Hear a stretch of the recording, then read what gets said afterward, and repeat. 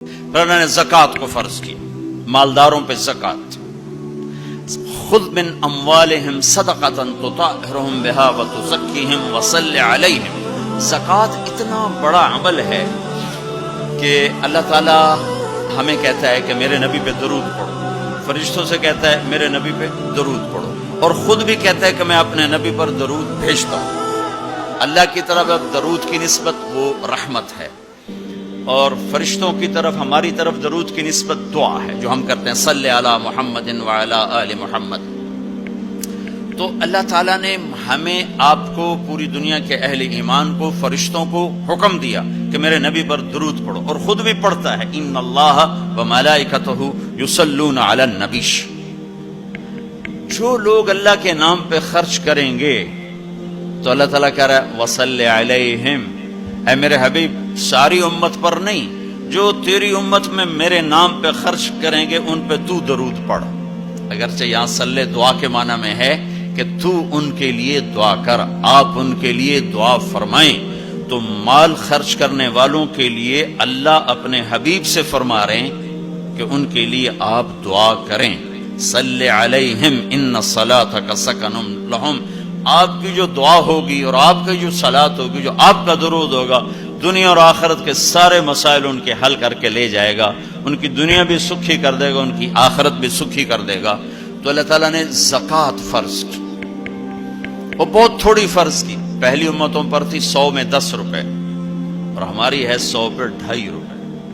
اور اتنا فضل فرمایا کہ پورا سال پیسہ پڑا رہے، پھر کہا اس میں سے 2.5 روپے دے دو، 2,500 دے دو. اگر استعمال ہو جائے تو کچھ سال سے ایک دن پہلے اگر وہ مال خرچ ہو گیا ہے تو زکوٰۃ ختم ہو گئی. اور 82 دفعہ قرآن میں مال خرچ کرنے کا حکم آیا، 82 دفعہ. اور اللہ تعالیٰ نے ترغیب دی ہے کہ مالدار فقیروں پہ خرچ کرے. پھر اللہ تعالیٰ نے فقیروں کو ترغیب دیا کہ تم بھی جتنی وسعت ہو خرچ کیا کرو. میرے نبی نے ترغیب دی، سبق درہم 100,000 درہم. 1 روپیہ اللہ کے نام پہ خرچ کرنا 1,00,000 روپیہ خرچ کرنے سے بڑھ گیا. تو صحابہ نے عرض کی وہ کیسے بڑھ گیا؟ تو آپ نے کہا ایک آدمی کے پاس 2 روپے، ایک آدمی کے پاس کروڑوں روپے. جس کے پاس 2 روپے تھے اس نے 1 روپیہ اللہ کے نام پہ دے دیا، اور جس کے پاس کروڑوں تھے اس نے 1,00,000 دیا. جس نے 2 میں سے 1 دیا اس نے اپنے مال کا آدھا حصہ دیا. جس نے 1,00,000 دیا اس نے اپنے مال کا کوئی 1000واں حصہ دیا. جب تولا جائے گا تو 1 روپے کا وزن 1,00,000 سے بڑھ جائے گا. اور اس کا ایک واقعہ بھی، حضرت عمر ہمیشہ حضرت ابو بکر سے کوشش کرتے تھے آگے نکل جاؤں، آگے نکل جاؤں، آگے نکل جاؤں. ساری زندگی موقع نہ بن سکا. تبوک کا موقع آیا تو اللہ کے نبی نے کہا مال خرچ کرو. عثمان رضی اللہ تعالیٰ نے 10,000 لشکر کا سارا سامان تیار کیا. ان کی سواریاں، ان کا راشن کے لیے تھیلوں کو بند کرنے کے لیے دھاگے تک اپنے گھر سے دیے، اور 300 دینار اوپر دیے. تو اللہ کے نبی کی جھولی میں وہ 300 دینار پڑے تھے یوں، اور آپ ان دیناروں کو اٹھا کے یوں فرما رہے تھے ما علی عثمان اللہ یعمل بعدا. عثمان آج کے بعد کچھ بھی نہ کرے تو جنت واجب ہوگی. تو عمر کہنے لگے آج میں ابو بکر کو کاٹ سکتا ہوں، آج میں اس سے آگے نکل سکتا ہوں کہ وہ آج کل غریب ہے، میں مالدار ہوں. تو وہ تھوڑا لائے گا میں زیادہ لاؤں گا تو میں بڑھ جاؤں گا. لہذا انہوں نے اپنے مال کا آدھا حصہ، آدھا گھر میں رکھا اور آدھا لے کر آئے.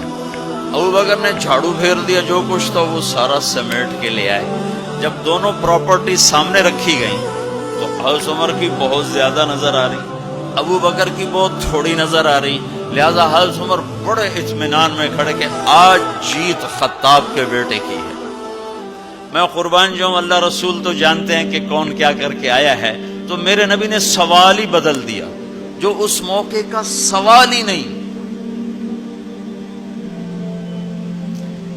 کوئی آدمی مسجد میں چندہ دینے جائے، مدرسے میں چندہ دینے جائے، کہا جی مول صاحب یہ 1,00,000 روپیہ ہے مدرسے کے لیے، مسجد کے لیے. آگے مولوی صاحب کہیں پیچھے کتنے پڑے ہوئے ہیں تو کہے گا یہ بھی واپس کرو، میں تو تھوڑی نیت جو کوئی چکر لگتا ہے کہ تسی ٹھیکیدار ہو مگر علی شاید ابھی پیچھے کتنے پین. یہ موقع کا سوال ہے ہی نہیں. مولوی صاحب کو چاہیے جی جزاک اللہ یہ لیجئے رسید بسم اللہ، پھر بھی موقع آئے تو دیتے رہیں. تو میرے نبی نے پوچھنا یہ تھا ابو بکر کتنا لائے ہو، عمر کتنا لائے ہو، اور یہی اس موقع کا سوال ہے. لیکن اللہ رسول جانتے ہیں کہ کس کے مال میں وزن زیادہ ہے، تو میرے نبی نے سوال بدل دیا، فرمایا عمر ما خلفت. واہ واہ، عمر پیچھے کیا چھوڑ کے آئے ہو؟ تو حضرت عمر تو وہیں دھڑم ہو گئے گا، با میں گیا.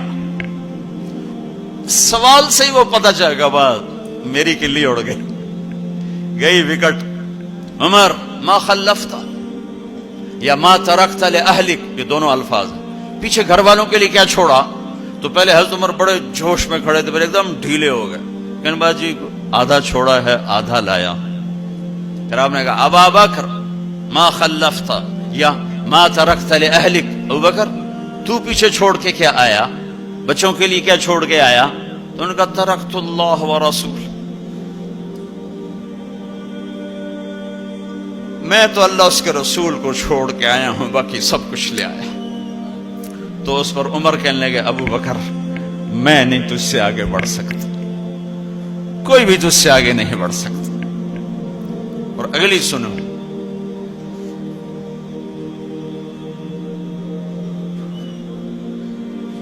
اپنے کپڑے بھی دے دیے اور ایک ٹاٹ تھا وہ پہن کر اس کو کانٹوں سے سی لیا. تو جبریل آئے، کہنے لگے یا رسول اللہ، اللہ تعالیٰ پوچھ رہے ہیں کہ ابو بکر نے یہ ٹاٹ کیوں پہنا ہوا ہے؟ تو آپ نے کہا کہ ابو بکر نے سارا کچھ اللہ اس کے رسول پہ لگا دیا ہے اس لیے یہ پہنا ہوا ہے. تو کہا یا رسول اللہ، اللہ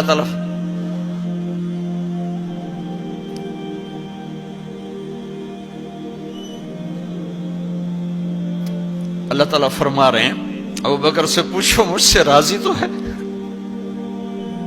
مجھ سے راضی تو ہے، اس فقر میں مجھ سے راضی ہے؟ میں تو اتنا سفر کر کے آیا ہوں، حالانکہ ابھی 4 دن پہلے میں 12 ملکوں کا 10 ملکوں کا سفر کر کے ہوں، ساری ہڈیوں میں درد ہے. میں اس لیے آیا ہوں کہ چلو کوئی بخشش کا بہانہ مل جائے، کوئی بخشش کا بہانہ مل جائے، اللہ راضی ہو جائے. آپ سارے اس لیے حج پہ جا رہے ہو کہ اللہ راضی ہو جائے. جو سارے جہان سے کہتا ہے مجھے راضی کر، وہ کہہ رہا ہے ابو بکر سے پوچھو مجھ سے راضی تو ہے. تو آپ نے کہا ابو بکر تیرا رب تجھے سلام بھی کہہ رہا ہے اور پوچھ رہا ہے کہ راضی ہو. تو ابو بکر کی چیخیں نکلی، میں اپنے رب سے راضی، میں اپنے رب سے راضی، میں اپنے رب سے راضی. میرے بھائیو بہنوں، زندگی ایسے گزار کے مرو کہ اللہ کو ملے تو اللہ خوش ہو کے مل رہا. ایسے نہ مرو کہ اللہ کی بارگاہ میں پیش کیے جا رہے ہوں مجرم بن کر، قیدی بن کر. تو اللہ اس کے رسول نے مال لگانے پر زور دیا. اللہ چاہتا تو سب کو مال دے دیتا، کسی کو فقیر کسی کو مالدار. مالدار کا شکر کا امتحان لیا، فقیر کے صبر کا امتحان لیا. کہ اللہ فقیر کا صبر دیکھے گا، مالدار کا شکر دیکھے گا. اور جب مالدار لوگ زکوٰۃ نہیں دیتے تو پھر عزتیں نیلام ہوتی ہیں. جب سب کچھ اپنے اوپر لگانے کا ذوق بن جاتا ہے اور اپنے ہی بڑے بڑے زیور، کپڑے، گھر، گاڑیاں. یہ بھی لاہور کا واقعہ ہے. بیگم صاحب ڈرائیور کے ساتھ گئی ہیں اور واپسی پہ کہہ رہی ہیں اسلم ڈرائیور آج میری بڑی اچھی قسمت، وہ ساڑی میں نے لی تو میں سمجھ رہی تھی 1 لاکھ کی ہے، وہ تو مجھے 75,000 میں مل گئی، بڑی سستی مل گئی. خوش ہو کے ڈرائیور کو بتا رہی. تیسرے دن ڈرائیور کے بیٹے کا بازو ٹوٹ گیا. وہ آ کر کہتا ہے صاحب جی میری تنخواہ میں تو اس کا علاج ہو نہیں سکتا، تو مہربانی کر کے کچھ میری مدد کر دیں، اس کا علاج ہو جائے. تو صاحب کہتے ہیں اسلم تمہیں پتہ تو آج کل کاروبار بڑا مندہ ہے، تو میرے پاس تو گنجائش نہیں، میرا ایک ڈاکٹر دوست ہے میں اسے فون کر دیتا ہوں، وہ تمہاری مدد کر دے گا. جب اس طرح ہوتا ہے تو پھر ڈاکے، چوریاں، قتل و غارت شروع ہوتے ہیں. جب اس طرح ہوتا ہے تو مالداروں میں تکبر پیدا ہوتا ہے اور غریبوں میں ظلم پیدا ہوتا ہے۔ تو زکوٰۃ ایک بہت بڑا عمل ہے۔ 2.5% تو فرض ہے، اور زکوٰۃ دینے والا سخی نہیں اللہ کی بارگاہ میں، ہاں بخیل بھی نہیں، سخی بھی نہیں ہے، بخیل بھی نہیں، یعنی وہ بخل کے ملک سے نکل آیا ہے اور سخاوت کے ملک میں انٹری نہیں ہوئی۔ 2.5 روپے پہ 1 پیسہ بھی اوپر خرچ کرے گا تو اب سخیوں میں آ گیا، پھر جتنا بڑھتا جائے گا اتنا آگے بڑھتا جائے گا۔ اور اللہ نے فرمایا مجھے میری عزت کی قسم، جنت الفردوس میں بخیل داخل نہیں ہو سکتا۔ اور اللہ شیطان کہتا ہے کہ مجھے عبادت گزار بخیل سے کبھی ڈر نہیں لگا کہ اس کا بخل اسے ضرور جہنم میں پھینکے گا۔ نافرمان سخی سے ہر وقت ڈرتا رہتا ہوں کہ اس کی سخاوت کب اسے جنت میں پہنچا دے۔ آپ نے سامری کا نام تو سنا ہوا ہے، قرآن میں بھی ہے، جس نے موسیٰ علیہ السلام کی قوم کو گائے کے بچے کی پوجا پہ لگا دیا، بچڑے کی۔ اللہ نے کہا سب کو قتل کرو، سارے پکڑے گئے، قتل کیے گئے، سامری بھی آ گیا۔ موسیٰ علیہ السلام نے کہا قتل کرو، جبریل آ گیا۔ موسیٰ، اللہ تعالیٰ کہہ رہے ہیں اسے قتل نہ کرو، یہ اپنی موت آپ مرے گا۔ تو موسیٰ علیہ السلام کہنے لگے جو سارے کفر کا سبب بنا، اسے کیوں چھوڑ رہے ہیں؟ تو اللہ تعالیٰ نے کہا سخی ہے، سخی کو قتل کرنا مجھے اچھا نہیں لگتا، چھوڑ دو، اپنی موت آپ مر جائے گا۔ کافر کو سخاوت قتل سے بچا گئی۔ جب ایمان والا کوئی مرد عورت سخی ہوگا تو اللہ کی بارگاہ میں کیسے اونچے مرتبے لے کر جائے۔